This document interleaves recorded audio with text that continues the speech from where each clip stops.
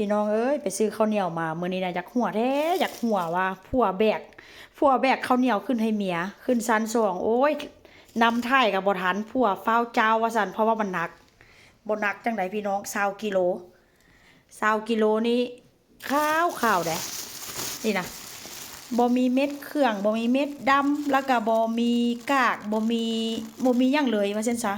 เวลากินนี่กินคล่องคอขนาดกินได้ตามสบายเลยหอมพี่น้องข้าวเหนียวชนิดพิเศษพูดอ่ะบ่มีกากบ่มีใยบ่มีหยังเลยกินแซ่บขนาด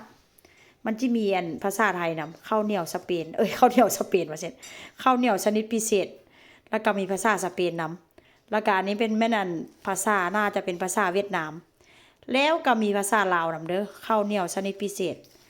กาสร้างคู่พี่น้องเอ้ยกินแซ่บกินนัวขนาด20กิโล20กิโลนี่ซื้อมา44ยูโรพี่น้องคูณเบิ่งเด้อแต่ว่าค่อยก็คูณเบิ่งแล้วล่ะตกอยู่ประมาณ 1,607 บาทพี่น้องบ้านเฮาก็ราคาประมาณนี้บ่ฮึราคาเท่าใดคอมเมนต์เบิ่งเด้อเพราะว่าบ้านเฮาค่อยก็บ่ได้ซื้อค่อยก็บ่ได้กินดนแล้วเนาะว่าบ้านเฮาราคากิโลนึงเท่าใดแต่ว่าข้าวเหนียวนี้งามขนาดใดข้าวเหนียวนี่นะข้าวเหนียวแบบพิเศษเลยว่าซั่นซะซื้อมากินโดนๆกินเทื่อนึงพี่น้องเพราะว่า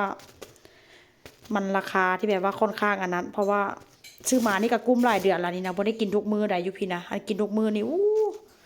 คาดบ่ถึงแล้วน้ำหนักนะ